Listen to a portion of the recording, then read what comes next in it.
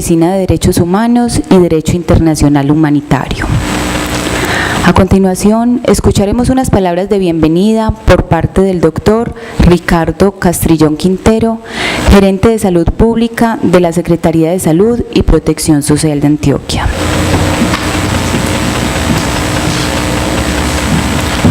Muy buenos días para todos y todas, para todos los municipios del departamento de Antioquia que nos están siguiendo vía streaming. Muchas gracias por aceptar la invitación. Son varios los temas que están en las mesas de discusiones en los últimos días. Podríamos decir por la falta de intersectorialidad y por la falta de unificación de criterios entre nosotros los diferentes estamentos del Estado. Y este es uno de los temas precisamente que está en la discusión. Muchas veces se generan unos, una palabra no mía, pero sí de una procuradora amiga, unos desesperos institucionales cuando muchas veces no conocemos las rutas o el abordaje integral de algún fenómeno y todo el mundo es desesperado mirando a quién le envía el problema.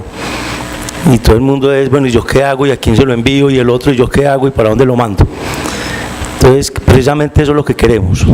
Temas como este, temas como el tema de los drogodependientes, que también son difíciles de abordar.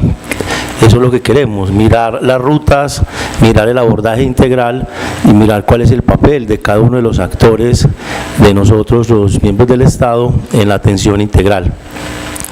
Eso es lo que queremos entonces en esta mañana, escuchar a todas las instituciones y luego de escuchar las instituciones, abrir un panel de discusión y qué bueno de acá generar entonces un documento que lo podamos compartir a todos los diferentes actores y que ante cualquier fenómeno de violencia de género cada uno sepa en qué momento intervenir y cómo hacerlo adecuadamente.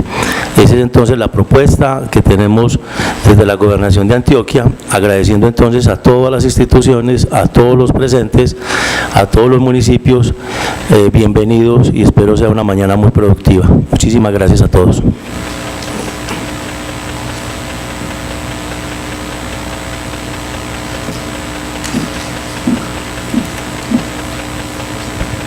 Continuamos con la intervención de la médica Gladys Ariza Sosa, doctora en Salud Pública de la Universidad Nacional de Colombia y magíster en Salud Colectiva de la Universidad de Antioquia.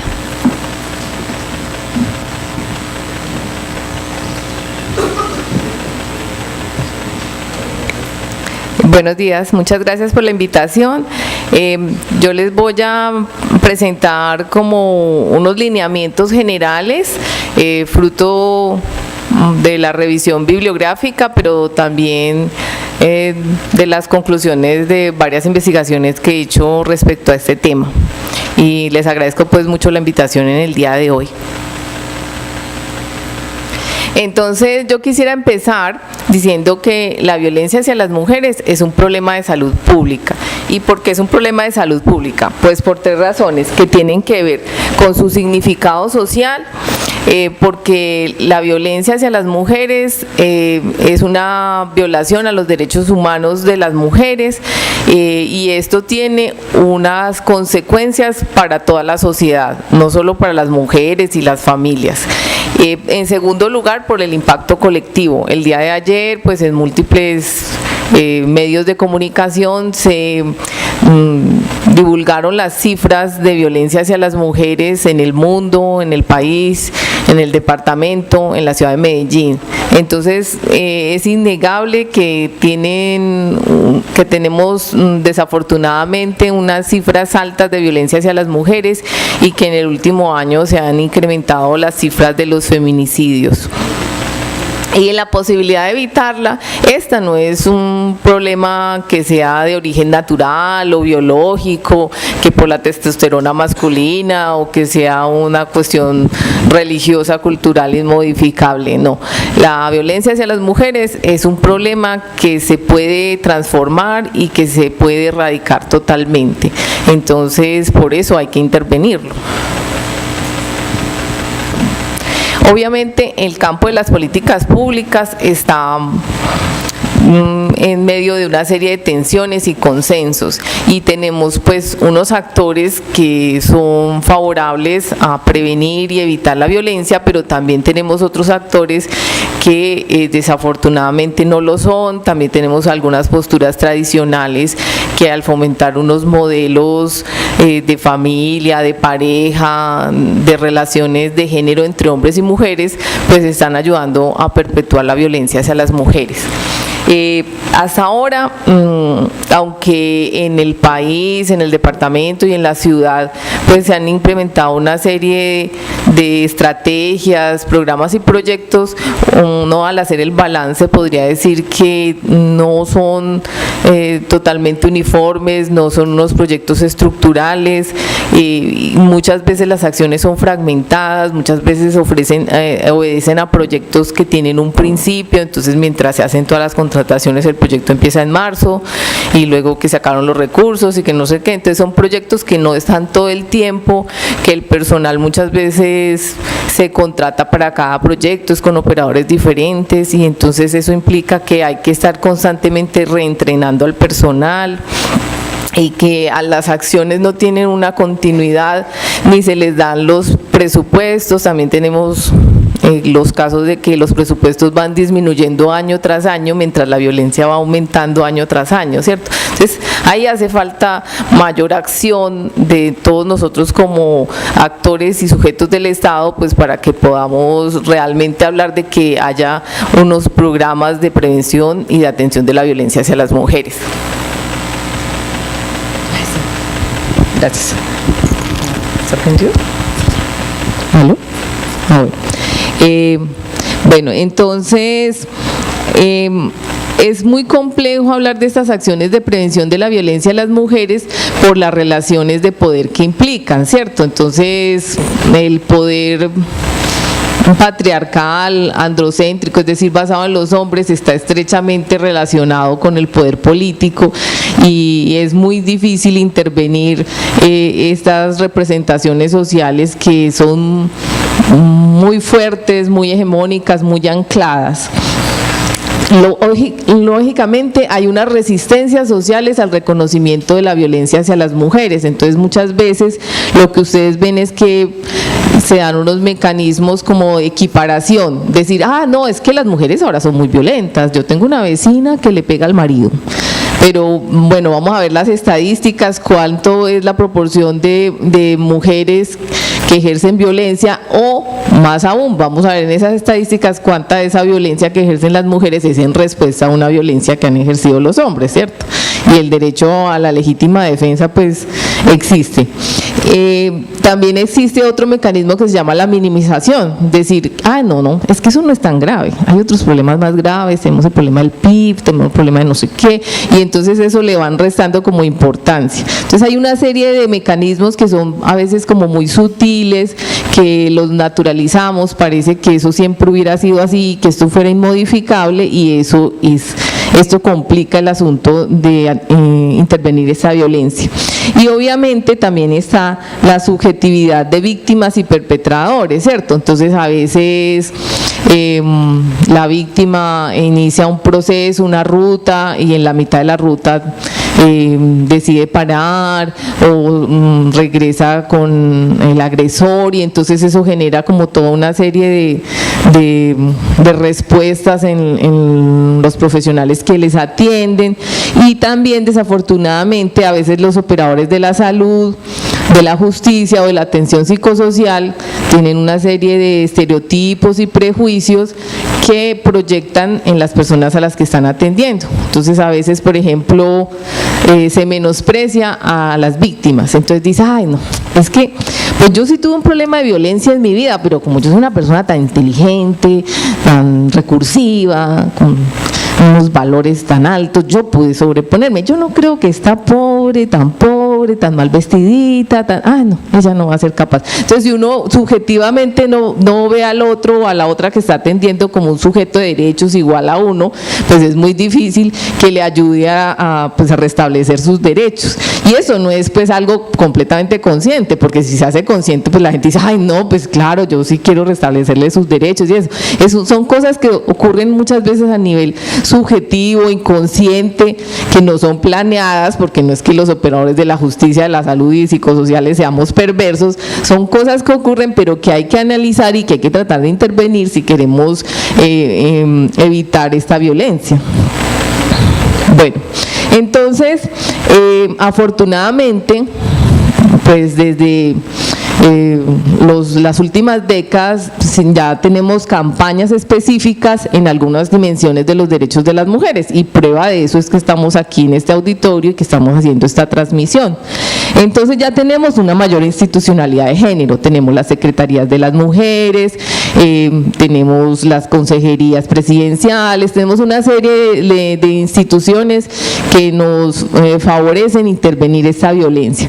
Tenemos una mayor igualdad ante la ley, porque muchas veces en la realidad esto no es así. Ayer se divulgaron muchas cifras de los techos de cristal y de todos estos problemas pues que ocurren, que no hay una plena igualdad real entre hombres y mujeres.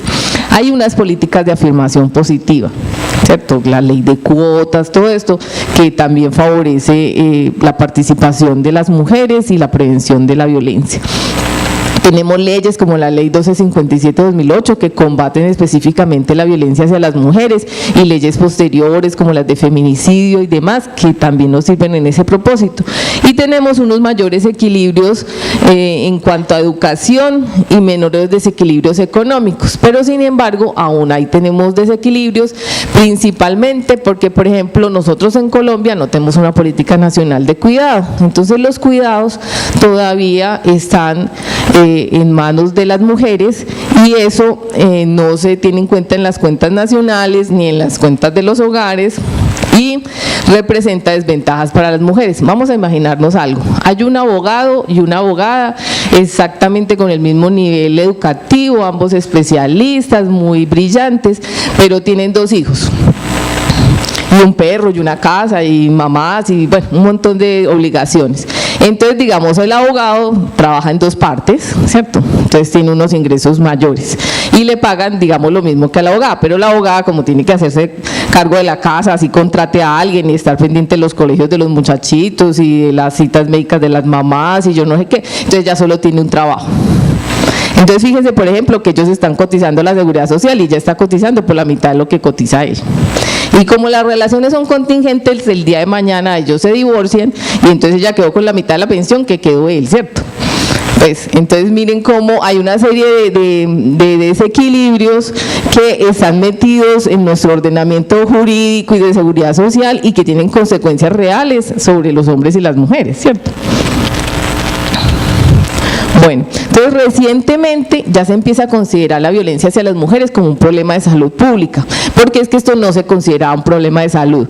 Yo estudié medicina y a mí nunca me enseñaron nada de violencia hacia las mujeres en la Universidad Nacional en los 6 años que estuve allá, jamás, nada. Y sí me enseñaron unas cosas pues por allá de las mitocondrias, de las proteínas, del ADN, de los genes, que nunca pues como médica general que ejercí la medicina muchos años tuve que poner en práctica, pero cosas, me llegaron muchos casos de violencia hacia las mujeres, desde el primer día que empecé a trabajar en el rural hasta el último día que ejercí la medicina clínica, y eso no me lo explicaron en la carrera, pues tuve que aprenderlo posteriormente. Entonces miren cómo existen como esos desequilibrios. Yo no quiero decir que las proteínas, las mitocondrias, los genes no sean importantes, no, son importantes, pero esto que es un problema que implica gran parte de morbilidad y mortalidad y que son evitables, no me lo explicaron, ¿cierto? Y esa falla en los currículos todavía existe, todavía ya se habla en algunos currículos pues de la violencia hacia las mujeres, pero no se hace justicia como a la cantidad de mujeres que se tienen que atender en los servicios de urgencias y en consulta externa derivados de esta violencia. Pues ya se empiezan a construir una serie de políticas públicas, pero hay autoras que dicen que no podemos hablar de que haya políticas públicas de violencia hacia las mujeres. ¿Por qué? Porque una política pública no es solo la norma, no es solo tener la ley 1257 y sus decretos reglamentarios. No, aparte de tener la norma y de tener programas que estén implementando esta norma, tenemos que tener una aceptación social y todo un trabajo de la sociedad en pos de esa política pública, y eso hace falta todavía mucho en torno a esto. No hay unanimidad, ¿cierto? Hay unas tendencias al cambio. Yo he estudiado pues el caso de Antioquia y el caso de Medellín, pero pues todavía hay mucho la fuerza de las tradiciones, ¿cierto? Entonces no faltan las campañas, entonces que empiezan, no, vamos a retornar a la familia tradicional y no sé qué, cuando eso significa una regresión en cuanto a una serie de cosas. Y si vamos a retornar a la familia tradicional, por ejemplo, un contraderecho patriarcal es el derecho masculino al castigo, que era la potestad que tenía el varón jefe de familia, propietario, no cualquier varón, de disponer de su señora, de sus hijos, de sus sirvientes, de sus bienes, como le pareciera, y de castigarlos si no estaban haciendo lo que pues él quería que hicieran. Y ese derecho masculino al castigo todavía está metido en el inconsciente colectivo de nuestros hombres y mujeres, sobre todo de los hombres, más que de las mujeres, ¿cierto? Entonces yo digo, si esos son los valores que estamos defendiendo, pues ojalá se pierdan todos esos valores, ¿cierto? Porque ¿cómo se le ocurre pues que una persona va a tratar a otra como si fuera menor de edad, ¿cierto? Entonces, fíjense cómo no siempre todo lo pasado fue mejor, ni tenemos que defender esa serie de valores, tenemos que hacer un análisis de a qué es lo que le estamos apuntando. Hay unas acentuaciones regionales, ¿cierto? Es evidente pues que aquí en Antioquia pues hay como unas disputas entre esas corrientes tan tradicionales de cómo llevar las relaciones humanas entre hombres y mujeres, relaciones de pareja, relaciones familiares, y otras corrientes mucho más progresistas, ¿cierto? Pero no se ponen de acuerdo, como que haya mucho término medio, mucho acuerdo en eso, no. Eso se generan unos debates pues que parecen muy violentos. Hay una ética social emergente, una modernidad laica, ¿cierto? Aunque hay mucha influencia de la cultura judeocristiana, hay gente pues que cada vez más, en mayor número, mayores grupos, defiende la Constitución, el derecho a la autodeterminación, a la autonomía, ¿cierto? Y pues ya se empiezan pues como todo el campo de los derechos humanos pues a reconocer y a tener más en cuenta. Bueno, entonces es muy importante que la fuerza del movimiento feminista, específicamente aquí en Antioquia y en Medellín, a través de la divulgación en publicaciones científicas y en medios divulgativos, de marchas, de toda esa fuerza y del activismo, han logrado posicionar esta violencia como un problema social. Ya lo del problema de salud pública nos corresponde a los salubristas, y ahí pues el papel de los movimientos feministas en cuanto a la salud no ha sido pues tan fuerte. Sí hay algunas expresiones, pero son mucho más tímidas.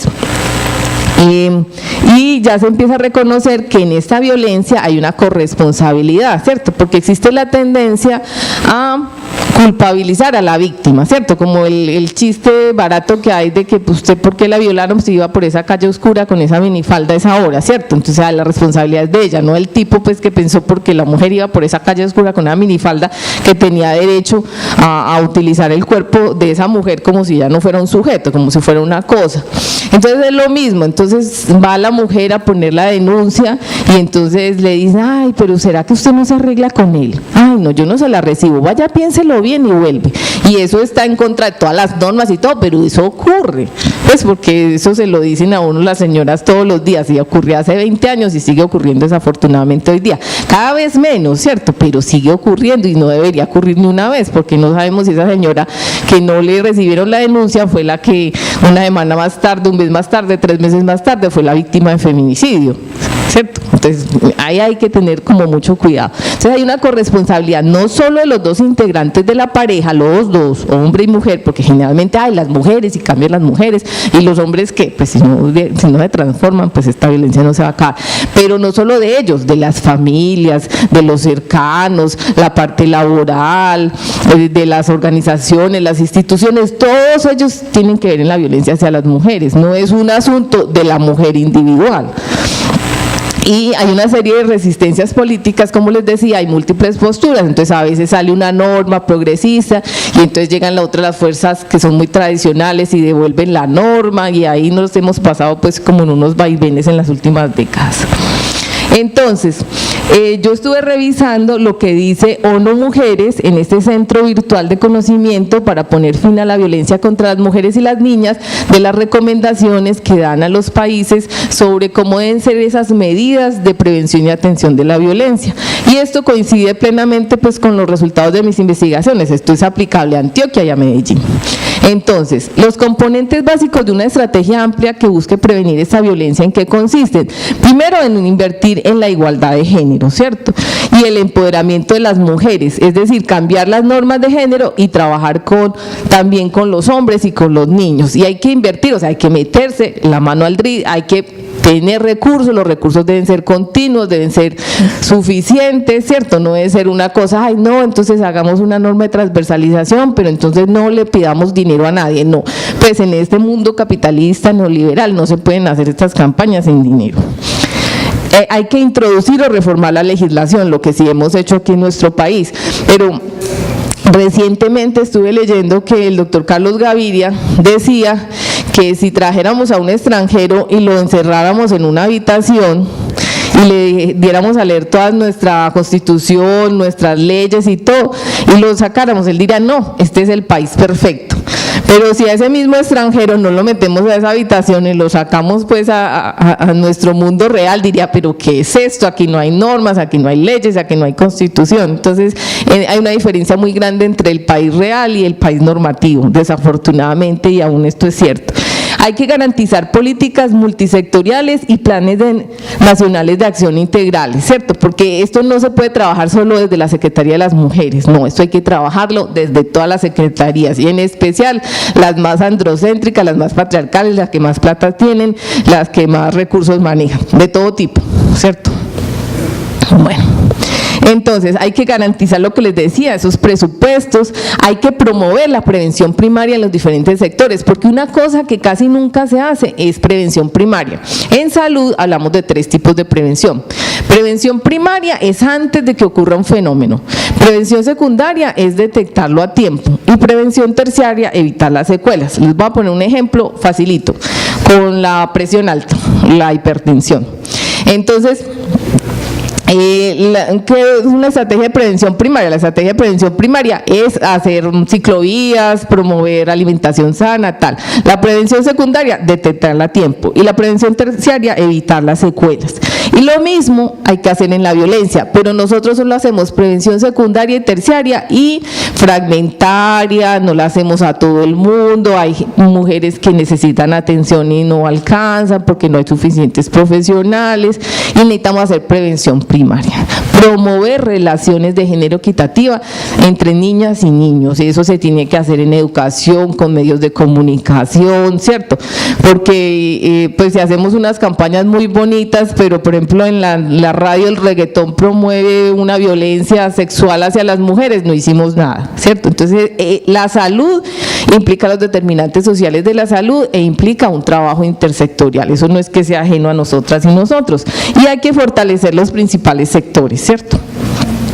Dice también ONU Mujeres que hay que elaborar respuestas comunitarias coordinadas, trabajar con grupos claves, ¿sí? Entonces trabajar con organizaciones que sean proclives a prevenir esta violencia, garantizar el fomento de las capacidades. Una cosa muy importante es llevar a cabo investigaciones, recopilación de datos y análisis. En nuestro país cada vez se destina menos dinero a investigación, y yo les cuento porque me ha pasado, cuando uno presenta una convocatoria de Colciencias y alguien presenta el aminoácido, en la partecita tal del aminoácido tal de la proteína tal que de pronto en 100 años nos va a servir para un medicamento, eso se lo financia más fácil que una investigación social sobre violencia hacia las mujeres. Entonces también hay que mirar ahí las prioridades pues de financiación, y hay que promover la vigilancia y la rendición de cuentas nacional y obviamente también regional y local. Entonces, en prevención primaria, ¿qué podríamos hacer? Pues hay que trabajar, lo que les decía, con niñas y niños, hombres y mujeres en relación, porque a veces se trabaja, por ejemplo, vamos a trabajar con las mujeres para que sean más autónomas y empoderadas, pero nosotros trabajamos con las parejas de ellas. Entonces, en conclusión, aumentamos la violencia, porque entonces una mujer mucho más empoderada, más autónoma llega a la casa, y un hombre bien tradicionalista, y mejor dicho, ahí lo que hicimos fue peor el remedio que la enfermedad. Y lo mismo al contrario, entonces vamos a trabajar las masculinidades, pero estamos trabajando esos hombres y no estamos trabajando con las compañeras, mamás, hermanas, hijas de esos hombres. Entonces van a llegar, el hombre va a llegar, ay no, es que yo tengo derecho a tal cosa, entonces la señora se va a reír, no sé qué, se van a burlar, entonces no hicimos nada. Hay que trabajar, las relaciones de género son relaciones entre hombres y mujeres, entonces hay que trabajar esas mismas relaciones y las queremos modificar. Hay que trabajar con funcionarias y funcionarios públicos. Por lo que les decía, no es que seamos perversos y negativos, no. Nosotros si estamos en el área de la salud, en el área del derecho, la atención psicosocial, es porque tenemos una motivación de ayudar a los demás.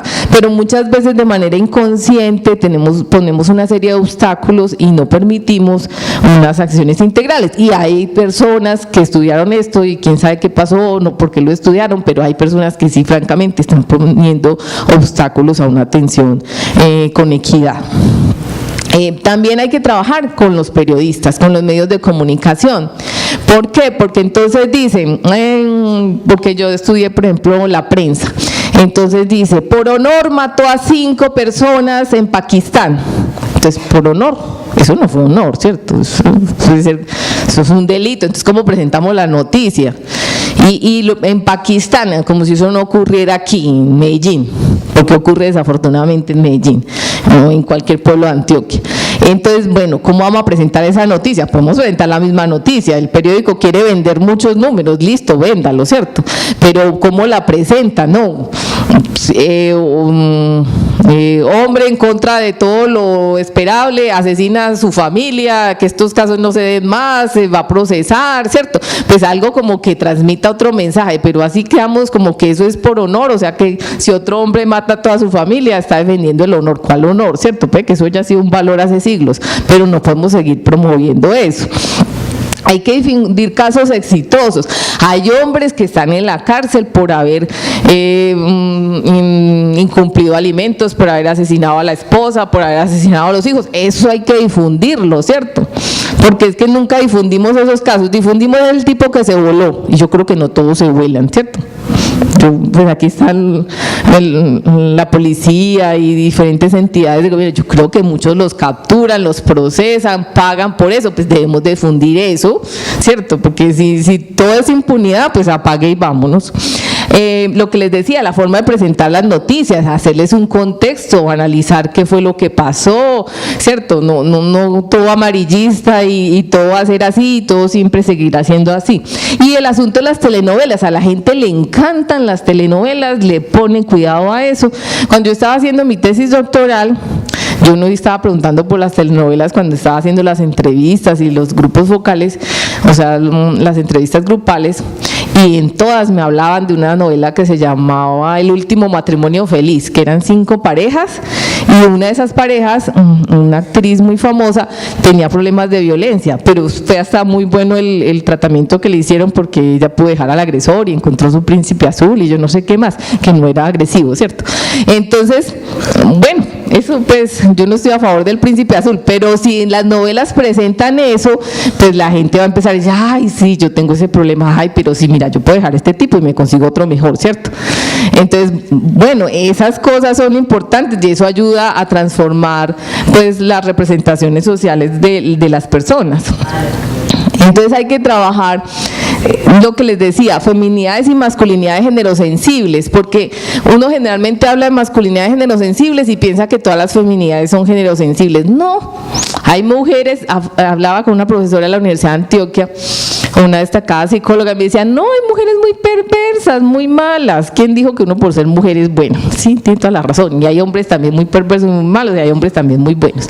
Entonces, hay que trabajar este asunto de las relaciones igualitarias entre hombres y mujeres, porque si solo estamos trabajando con los hombres o solo estamos trabajando con las mujeres, pues no vamos a transformar la sociedad. ¿Y qué es lo que queremos? Que haya menos homicidios, que haya menos dolor, que haya menos sufrimiento, que la gente sea más feliz, ¿cierto? Porque es mejor tener una pareja con la que usted está contento que una pareja con la que sufre todos los días y algún día lo va a matar, le pega, maltrata a sus hijos, ¿cierto? ¿cierto? Obvio, ¿quién va a querer vivir así tan maluco? Entonces, en salud, a mí nunca me enseñaron esto.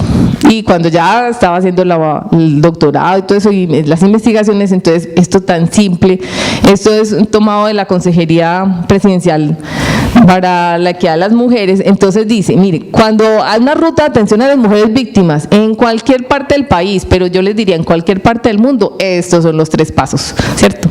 Si eso se lo debería enseñar en todas las facultades de medicina, de ciencias humanas, de derecho, en todo debía enseñarle a uno esto. Lo primero, proteger la vida. Lo segundo, informarse. Y lo tercero, la denuncia, en ese orden. ¿Por qué? Pues usted antes de ir a denunciar, ¿qué tiene que hacer? Salvar su vida y evitar secuelas, ¿cierto? Entonces, primero, protéjase, corra, huya, ¿cierto? Vaya al hospital, o si es una violencia psicológica, vaya a atención psicológica, ¿cierto? Entonces, eso es lo primero. Lo primero, pues usted primero tiene que garantizar su integridad en salud física y mental. Lo segundo, informarse. Entonces, en esa atención, pues que a usted, bueno, fue un caso de violencia, bueno, hay que llamar a la policía, que le tomen los datos, que le digan, mire, usted puede hacer esto, puede hacer aquello, ¿cierto? Y usted, después de que la víctima salió de urgencia, mire, usted podría ir a la comisaría de familia, podría ir a la fiscalía, informarles qué es lo que puede hacer. Y ya la persona calmada, tranquila, que le hayan resuelto su problema de salud física o mental, entonces puede denunciar. Y hay que recordar que la potestad de la denuncia no descansa únicamente sobre la víctima, ¿cierto? Nosotros, como funcionarios de salud, podemos denunciar, el vecino puede denunciar, ¿cierto? Entonces yo todos los días oigo que esa pelotera de la paliza que le dan diaria a mi vecina y nunca hago nada, y 3 meses después la matan. A ver, ¿cierto? ¿Qué es lo que pasa ahí? Y yo me hacía esta pregunta. Yo trabajé muchos años en Metrosalud en los servicios de urgencias, en una época que era muy violenta aquí en Medellín. Entonces, por ejemplo, llegaban 5 tipos de una banda, todos súper malos, tenían pinta de malo y decían, sí, este es el jefe, este es el no sé qué. Y el portero, los tipos pasaban heridos, ya afuera estaban los de la otra banda esperándolos, y ahí mismo llamaba a la policía, ya vengan, no sé qué, y uno iba atendiendo los heridos y remitiéndolos, y ya la policía venía, y nadie le decía a uno, ay, ¿será que llamamos a la policía? Qué miedo, nos van a atacar. No, nadie ponía en duda eso, y el portero apenas entraba, llamaba. Ahora llega una señora con la nariz rota, las costillas rotas, porque me tocó, ¿cierto? Vuelta una nada, porque un tipo bien cobarde, porque coge a la señora, ¿cierto? Y la coge descuidada, porque no la coge en la cocina cuando está cortando la carne. Y entonces el tipo le dio esa paliza, y el portero dice, ay, ¿será que yo llamo a la policía? Porque qué tal que el tipo venga a pegarme. No es más probable que esa banda criminal que tiene una estructura, una financiación, unos negocios, vaya y acabe con todo el hospital, a que un tipo solo, que fue el que es bien cobarde, que le pegó a la señora, vaya y nos mate a todos, pues. Entonces miren cómo esas representaciones sociales de género. Lo que pasa es que en el fondo está que si es la pareja del tipo, el tipo puede hacer con ella lo que quiera, ¿cierto? Eso es lo que está en el fondo. Pues el portero no lo piensa ni lo dice así, pues porque pues tampoco es un mal ser humano, pero en realidad en el fondo eso es lo que pasa. Y entonces pues claro, hay que llamar a la policía, igual una víctima de violencia, si hay un único agresor, el agresor sea el marido, el papá, el hermano, lo que sea, hay que llamar, ¿cierto? Hay que denunciar. Yo no sé por qué dudan eso, ni no dudan cuando es un asunto que es mucho, en términos de riesgo que manejamos en salud, mucho más probable que una banda criminal pues ataque a una institución a que un solo tipo aislado lo haga. Bueno, entonces, para la atención es muy importante tener en cuenta la accesibilidad, ¿cierto? La cercanía. Entonces, cuando yo trabajaba en Metrosalud, por ejemplo, una noche me llegaron 2 señoras en ese turno, o sea, eso no me lo estoy inventando, son casos de la vida real, muy golpeadas. Entonces, entraron las 2, entonces el compañero que estaba de turno me dijo, yo atiendo esta y usted atiende a la otra. Y entonces llegó la cajera, ay doctora, es que esta señora tiene EPS, y en ese momento en Metrosalud solo atendíamos pacientes del régimen subsidiado, o sea que el régimen contributivo no atendíamos. Entonces yo le dije, señora, ¿usted cómo llegó acá? Ah, no, mire, pues el vecino que es taxista me hizo el favor, me trajo, no me cobró nada. ¿Y usted tiene plata? No. ¿Y usted tiene los documentos ahí? No.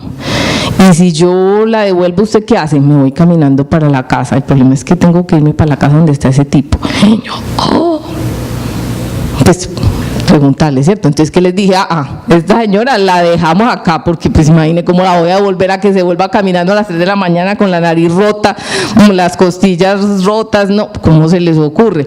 Y llamemos a la EPS, a donde haya que llamar, que nos autorice la atención de urgencias. Pues expongamos eso, la señora no tiene plata, la casa está el agresor, claro, nos autorizaron la atención, ¿cierto? Pues simplemente como una cuestión de sentido común, un par de preguntas y solucionamos el asunto y no devolvimos a la señora, ¿cierto? La atendimos y le resolvimos urgencias. Bueno, eso hay que ser humano, ¿cierto? Y otra cosa, hay una serie de normas que en casos de violencia de género hacia las mujeres no hay que cobrarles copago en urgencias y les cobran el copago. Eso no hay que hacerlo. Los copagos para las víctimas de violencia en atención en urgencias no se cobran, ¿cierto? Porque es que, ¿qué pasa? Les pasa lo que a esta señora, salen de la casa con lo que tenían puesto, de pronto algún alma caritativa las acompaña hasta el hospital, pero no tienen un peso, y la plata está allá donde está el agresor, y de pronto hasta el agresor es el que maneja la plata. Porque una vez yo estaba entrevistando a un agresor y me dice, ay no, pero es que yo sí estoy muy enojado con mi esposa, porque ella ha cogido una costumbre muy fea, y es que todas las noches me saca plata del pantalón. Y yo le dije, ¿y ella en qué trabaja? No, ella está aquí en la casa, no hace nada. ¿Y usted le da plata? No, yo para qué le voy a dar plata. ¿Y ella cuánta plata le saca del pantalón? No, sabe que no me saca todo, me saca lo de los pasajes. Y los pasajes para acá, ella está haciendo un cursito por allá de belleza, y entonces ya yo creo que me saca lo de los pasajes para ir al curso, porque siempre me saca poquito. Y yo, ay, a ver, pues, o sea, miren lo que pasa, ¿cierto? Entonces, claro, las señoras no tienen dinero, llegan a urgencias, entonces no hay que cobrarles, no hay que devolverlas. Hay que tener respeto por esas personas, son personas. Nosotros no somos, no sé, si ustedes creen en Dios o quién sabe quién o el máximo juez para saber cómo fue la historia de vida de la señora, cómo llegó allá, cómo fue que la golpearon, ni tenemos derecho a juzgar eso. No sabemos, entonces atendámosla, ¿cierto? Igual atendemos a un borracho que en un accidente de tránsito que él lo provocó, nosotros no empezamos, ay, ¿usted por qué se puso a tomar? Ay, mire, tiene fracturada la cadera, no lo regañamos ni nada, lo atendemos, ¿cierto? Dice, ay, uno, ¿para qué va a discutir con un borracho? Pues igual no juzgamos a un borracho que pues, ocasionó un accidente, porque aquí no deben salir a manejar borrachos, ¿cierto? Pues tampoco discutamos con una persona que es víctima de una violencia, ni nos pongamos a darle sermones sobre cosas que no sabemos, ni en momentos que no son apropiados. Incluso si yo fuera psiquiatra, pero el momento de urgencias que tiene la nariz sangrando, el ojo así, ese no es momento para hacerle una asesoría pues en salud mental a nadie.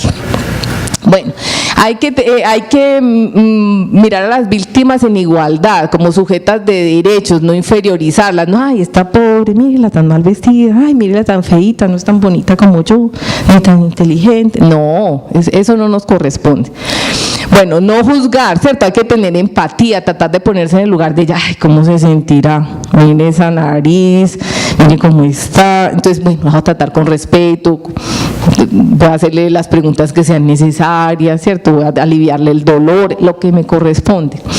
Y a utilizar un lenguaje fácilmente comprensible. Una persona que el ser que le juró que le iba a proteger y amar y que es el padre de sus hijos le dio una paliza. ¿Se imaginan cómo está en esa mente? Pues está toda confundida. Y entonces empezarle a hablar en un lenguaje bien raro, pues no le entiende. Entonces háblenle el lenguaje fácil, sencillo, para que le entiendan, ¿cierto? Y repitan las cosas si es necesario, y hablen despacio y no la tosiguen. Bueno, entonces hay que tener una atención humanizada, ¿cierto? Eso es muy importante. Hay que también, como base de todo el trabajo, de todo lo que hay que hacer con las víctimas, hay que ofrecer un trabajo digno como parte de la restitución de los derechos de las víctimas, ¿cierto? porque ese es otro problema, con trabajos informales y eso, así no es posible superar la violencia económica y muchas veces la violencia física y psicológica. Hay que tener participación social en el diseño de las estrategias, ¿cierto? No es que, ay, no me voy a inventar la estrategia para que la violencia cese, pero consulte con las víctimas de la violencia, consulte con las organizaciones, consulte con las líderes, a ver si esa sí es la estrategia que se necesita en esa población. Hay que hacer un seguimiento y evaluación transversales. Y lo que les decía, promover programas, o sea, no proyectos, porque los programas, como me enseñaron a mí en administración en salud, son todo el tiempo, tienen una financiación asegurada, tienen funcionarios vinculados, ¿cierto? Porque eso de proyectos de unos meses que los funcionarios van y vienen y hay que estarlos capacitando. Entonces los antiguos o que sí son de planta se la pasan todo el tiempo capacitando a nuevos que como las condiciones laborales no son buenas, apenas consiguen un mejor trabajo se van, ¿cierto? Entonces estamos ahí constantemente reinventando y enseñando a cómo se hace la rueda. Bueno, entonces, pues aquí como unas cosas que seguramente pues se las pueden explicar con mucha más destreza las abogadas, pero entonces son cosas sencillas que me parece que a nosotros los funcionarios de salud a veces como que las normas no nos gustan mucho, pero hay cosas sencillas que deberíamos explicarle a todo el personal que trabaja en urgencias, que trabaja en el hospital, en consulta externa. Uno, que hay que aplicar la ley 1257 de 2008 y su reglamentación, y obviamente todas las leyes posteriores que tienen que ver con violencia hacia las mujeres. Por ejemplo, en la reglamentación de esta ley hay un decreto que habla del derecho a la igualdad salarial y contra la violencia en el ámbito laboral, porque por ejemplo se nos olvida que en el ámbito laboral también hay violencia de género, hay también violencia sexual, ahí también hay violaciones, ahí también hay una serie de problemas que hay que intervenir. Este decreto 4796 del 2011 fue el primero que reglamentó la ley 1257 en cuanto a las medidas de atención, subsidio monetario, pero fue el primero que dijo que ninguna medida debe ser tomada en contra de la voluntad de la víctima. Eso lo ratificó después el 2734, que ya especificó mucho más estas medidas de atención y esos subsidios monetarios. Pero miren, esto casi no lo saben los funcionarios de salud. Yo tengo pues, como trabajé tantos años en el sector salud, muchas amigas y amigos que trabajan diariamente en los servicios de urgencias y muchos no saben que las mujeres víctimas de violencia tienen derecho a medidas de atención, de habitación, alimentación y transporte por 6 meses que son prorrogables. Y que eso se da en nuestro medio, eso se aplica en diferentes departamentos del país, pero a muy pocas mujeres. Porque, por ejemplo, en nuestra ciudad tenemos un programa de protección, que es otra cosa, que es anterior a esto, por 6 semanas. Pero esto es posterior, y es que en 6 semanas, mire, si a usted le dieron una paliza, a las 6 semanas apenas se está recuperando físicamente la paliza. Entonces, ¿a qué horas consiguió trabajo? Hizo toda la atención psicológica para recuperarse de la violencia. Se necesita más tiempo. Y en Colombia lo hay, y esto está a cargo de las EPS, y si lo hacen, pues muchas veces hay que ponerles todas estas medidas pues legales y jurídicas, pero se puede hacer y se hace, y a una mujer le sirven 6 meses o 1 año, sí, le sirven, claro, en eso se recupera. Bueno, en estos lineamientos que propone ONU Mujeres dicen que para prevención de violencia sexual y de género hay que hacer una gestión médica de la violencia sexual en el primer punto de contacto con los supervivientes, ¿cierto? Entonces, esto es súper importante, activar todos estos códigos, el código fucsia, todo lo que hay que hacer en caso de esta violencia. Hay que hacer asesoramiento psicológico a las supervivientes de violaciones, hay que tener unos enfoques sensibles que también permitan tratar a los niños, a los hombres que son sujetos de violaciones. Hay que reunir las pruebas forenses, ¿cierto?, de la manera adecuada para que puedan ser utilizadas. Hay que crear fuertes vínculos entre la policía y los organismos de salud que permitan la remisión de incidentes a cualquiera de los dos si procede, y que la policía pueda incorporar procesos ante el Poder Judicial, y que haya una garantía que las actuaciones iniciadas por la policía pasen al Poder Judicial. Hay que tener estrategias de prevención nuevas o reforzadas que sean de base comunitaria, que yo les hablaba ahorita, apropiadas para el contexto local, y que que guarden una relación directa con las estructuras médicas o de salud y policiales más próximas. Esto lo dice ONU Mujeres. Y el problema de la violencia física, psicológica, emocional e incluso económica hacia las mujeres se aborda por medio de mensajes transmitidos durante las estrategias de prevención y detección de señales y síntomas de este tipo de violencia durante consultas médicas de rutina. Otra cosa que yo me encontré en las revisiones bibliográficas cuando estaba haciendo las investigaciones es que muchos casos de diabetes, hipertensión, enfermedades crónicas, fibromialgias vienen de violencias. Entonces, si de pronto yo estoy en una consulta de hipertensión y me di cuenta que la señora es víctima de violencia, tengo que remitirla, así la violencia lleve 20 años. Yo no sé si el día siguiente va a ser el día que la va a matar el marido, o así no la vaya a matar. Esa señora yo ya la detecté, tiene derecho a que la atiendan, y ella tiene derecho a 6 meses de medidas de atención prorrogables. Entonces, bueno, eso le va a curar más la hipertensión que darle todo el enalapril, el losartán del mundo. Bueno, entonces ya para terminar, este cuadro también lo propone ONU Mujeres. Entonces en este cuadro hablan de cómo los trabajadores de la salud, y ellos hacen mucho énfasis en las enfermeras, tienen una serie de formas para abordar esta violencia. Entonces ellos hacen énfasis la enfermera, lo que es el entorno sanitario, el hospital y el Ministerio de Salud, o sea, vendría a ser la entidad territorial en este caso. Entonces dice, por ejemplo, la enfermera debe estar informada de los tipos, el alcance y las causas subyacentes de esta violencia. Lo que les digo, además de hablar de las mitocondrias, de las neuronas, de los genes, tenemos que hablar de esto.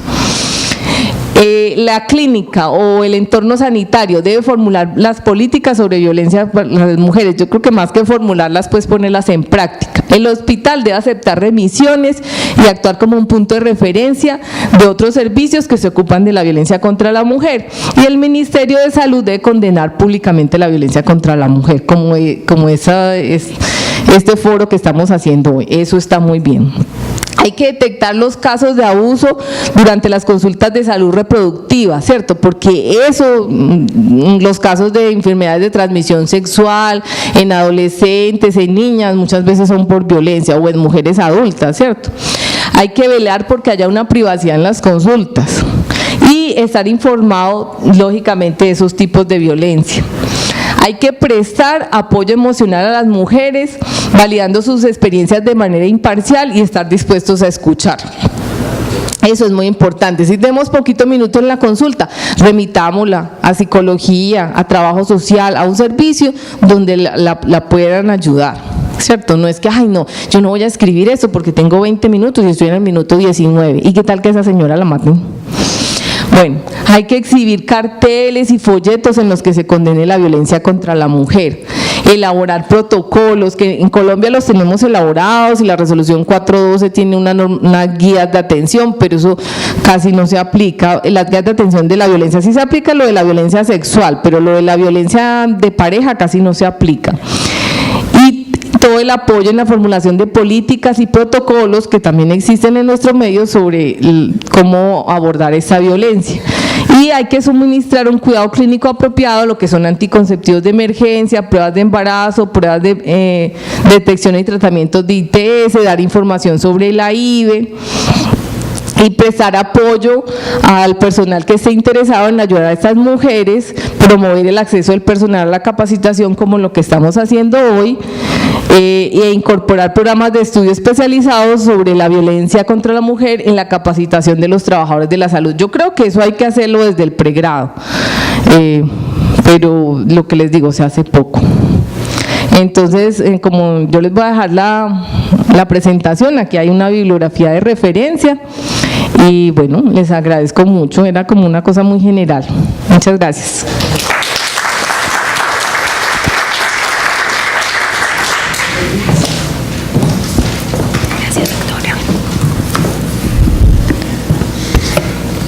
A continuación, escucharemos al doctor Ricardo Castrillón Quintero, médico, magíster en Administración de Servicios de Salud, especializado en Derecho Médico y gerente de Salud Pública de la Secretaría Seccional de Salud y Protección Social de Antioquia.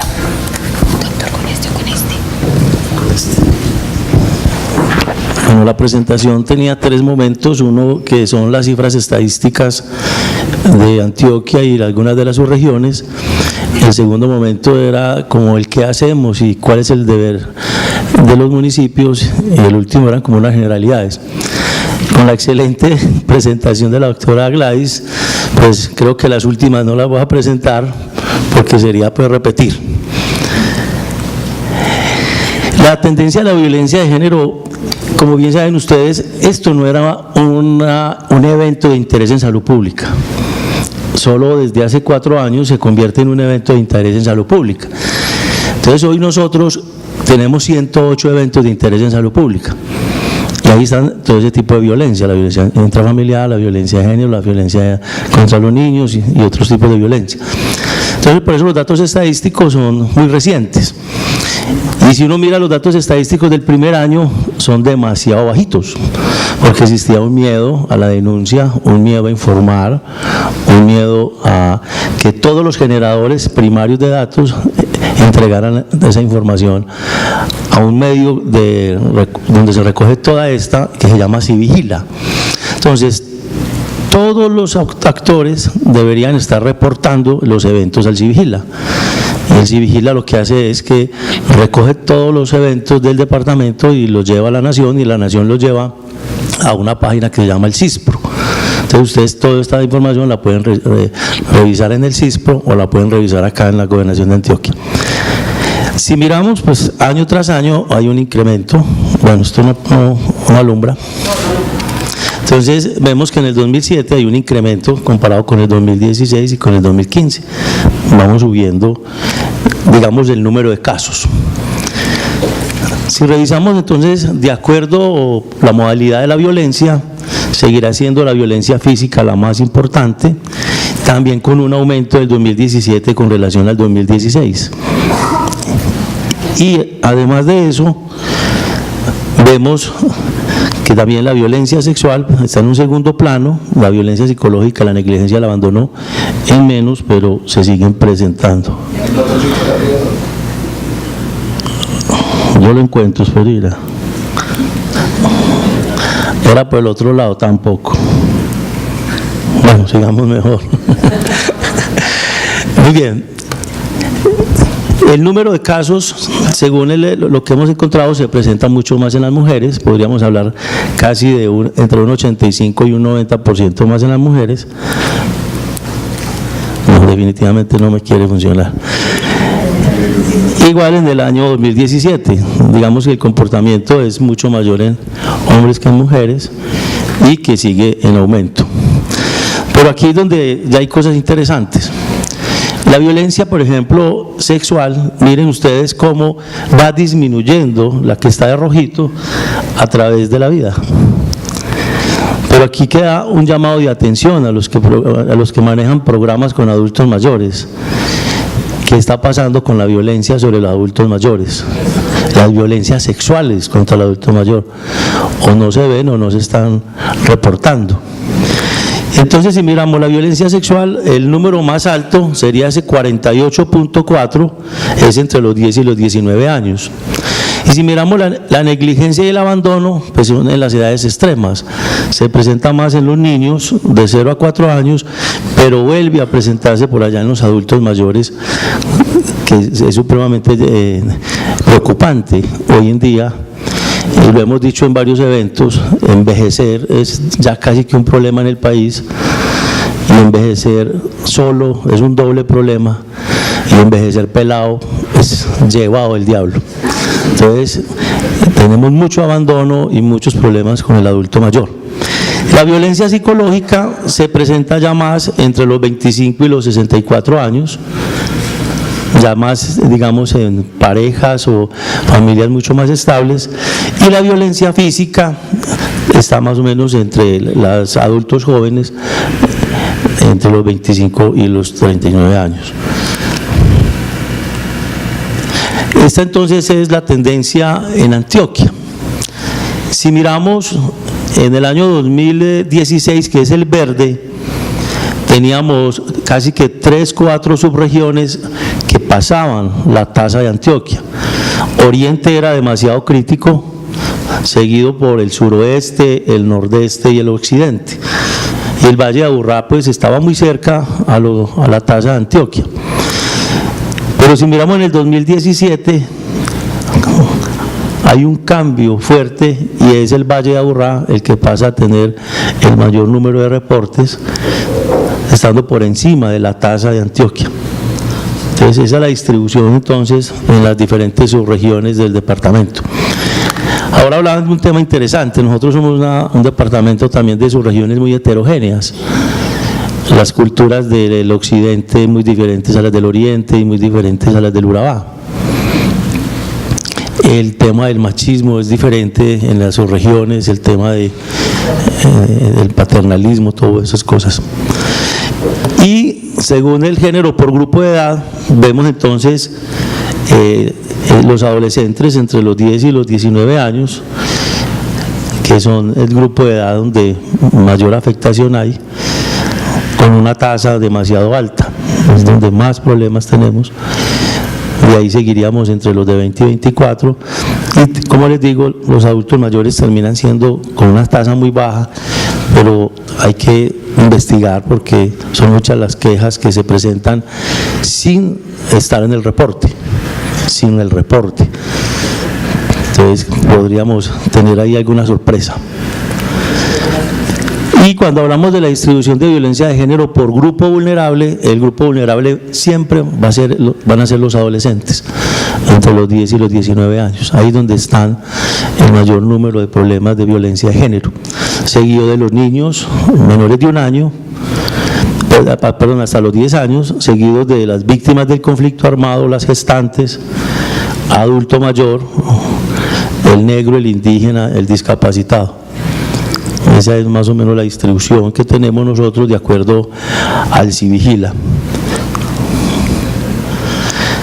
Estos son datos muy importantes. El 76% de los niños, niñas y adolescentes con violencia sexual fueron remitidos a los entes de protección. El 26% con otro tipo de violencia remitidos al ente de protección. El 49% de ellos con atención en salud mental, 75% de violencia no sexual y 65% de sexual ocurren en la vivienda. Entonces, aquí no hay nada nuevo. La mayoría de los problemas de violencia sexual están dentro de la casa. Y había otro dato que es interesante, y es que muchas veces nosotros, los prestadores de servicios de salud o los generadores del dato, estamos dejando, como cuando hacemos los diagnósticos en medicina, cuando uno no sabe qué es, dice virosis sistémica, ¿sí o no? ¿A usted qué tiene? Una virosis. O eso entra a una clasificación internacional que se llama signos y síntomas mal diferenciados. ¿Qué es eso? Todo y nada. Hay un alto porcentaje de reportes que aparecen, casi un 48%, que aparecen sin conclusión. Entonces, son muchos datos estadísticos que estaríamos perdiendo ahí. Mire, el 76% de las víctimas conviven con el agresor, 67% asociados a pareja o expareja, 78% del agresor es el hombre, y el 8.7% requirió hospitalización. Esto es lo que les estaba diciendo. Sin dato, un 49.9%. Eso es increíble. Entonces estamos dando unos datos estadísticos de la mitad de los casos. La otra mitad, estadísticamente y epidemiológicamente, no nos está sirviendo para absolutamente nada. Entonces ahí es muy importante que las unidades primarias generadoras de datos se comprometan a mejorar ese tipo de diagnóstico, a mejorar cómo clasificar realmente el mecanismo utilizado para poder nosotros tener datos estadísticos mejores. El ahorcamiento, el proyectil de arma de fuego, la quemadura, igual hay datos con los ácidos como el 5 casos, pero el más alto sería el arma contundente o cortocontundente. Es el que más se presenta con un 29.5%, y ahí pasaríamos a otros mecanismos. Entonces, donde dice otros mecanismos, ¿Cuáles son? Entonces sumemos 49.9 sin dato y los otros mecanismos el 11, entonces tenemos ya casi el 60, ahí punta casi 60%, que epidemiológicamente no nos está diciendo nada. Entonces, para nosotros que tomamos decisiones y que tenemos que generar estrategias, ojalá un buen programa, esto no nos ayudaría mucho. Entonces, es el llamado de atención y lo reitero. Por favor, unidades primarias generadoras de datos, ayúdenos con esto para que podamos tener datos estadísticos. Esto es importante, las acciones intersectoriales las lidera el ente territorial. Y yo quiero aclarar, es cada municipio el que debe hacerlo. Es cada municipio. ¿Cuándo entra el departamento? Cuando ustedes como municipio no tienen esa capacidad resolutiva, cuando ustedes como municipio o no tienen suficiente personal o no tienen suficientes recursos y necesitan el apoyo del departamento. Pero son ustedes en el municipio la autoridad sanitaria local y son los que deben velar para que todas estas rutas y todas estas estrategias del programa puedan darse con todos sus ciudadanos. Entonces, que quede claro, ustedes secretarios de salud, secretarios de gobierno o secretarios de protección social son los responsables en el municipio y deben convocar los diferentes actores, las instituciones, la comunidad, para que construyan y generen esas condiciones y capacidades para que puedan intervenir y modificar los determinantes sociales de la salud. Es lo que hemos hablado desde hace mucho tiempo, una gran cantidad de situaciones que no son de salud, pero afectan la salud. Ejemplo, el tener vivienda, el tener un buen trabajo, el tener unos servicios públicos, el tener acceso a servicios, el acceso al trabajo, muchas otras cosas. Y lo otro importante es que debemos formular las políticas públicas, ya lo dijo la compañera, donde se puede hacer prevención, atención y rehabilitación e inclusión social a las víctimas, teniendo siempre presente la movilización social, la generación de entornos saludables y la generación de las capacidades sociales e individuales. ¿Qué queremos desde Antioquia? La estrategia con la que nosotros llegamos a todas las comunidades es la estrategia de atención primaria en salud. Y la atención primaria en salud realmente tiene tres grandes pilares. El primero es la orientación a los servicios de salud. Entonces queremos que todas las personas puedan acceder a las diferentes rutas de atención en los diferentes centros de atención. El segundo es la acción intersectorial para mejorar esos determinantes sociales de la salud, es decir, cómo hacemos para que la gente tenga una mejor vivienda, cómo hacemos para que la gente tenga un mejor transporte, cómo hacemos para que la gente tenga trabajo digno, tenga alimentación, todos los determinantes sociales. Y tercero, la acción intersectorial, la participación comunitaria. La acción intersectorial es la segunda y la tercera es la participación comunitaria, lo que decía la profesora. Cada rato nosotros nos generan políticas o estrategias desde Bogotá sin conocer las regiones. Y es lo que nosotros no queremos seguir haciendo en Antioquia, generar estrategias o programas o políticas desde Medellín sin conocer las regiones. Un solo ejemplo, empezamos la semana próxima, el 21 al 23, para empezar a mirar la ruta de atención a la población indígena. Y vamos a hacer 8 conversatorios con ellos, con los médicos nuestros y los médicos de ellos, y ya logramos contratar a una médica psiquiatra indígena que nos va a acompañar, y vamos a ir todos, Maná, mujeres, salud, infancia, a escucharlos a ellos y mirar qué es lo que ellos quieren. Y eso es lo que quisiéramos entonces en este tema de violencias. Como dijo la profesora Gladys, escuchemos a esas mujeres que han sido víctimas y con toda seguridad podemos generar un verdadero programa para Antioquia. Quiero terminar ahí porque ya lo otro lo hemos repetido y esperamos contar con todo el apoyo de todos ustedes para poder que saquemos adelante un verdadero programa de prevención de violencia de género. Muchísimas gracias.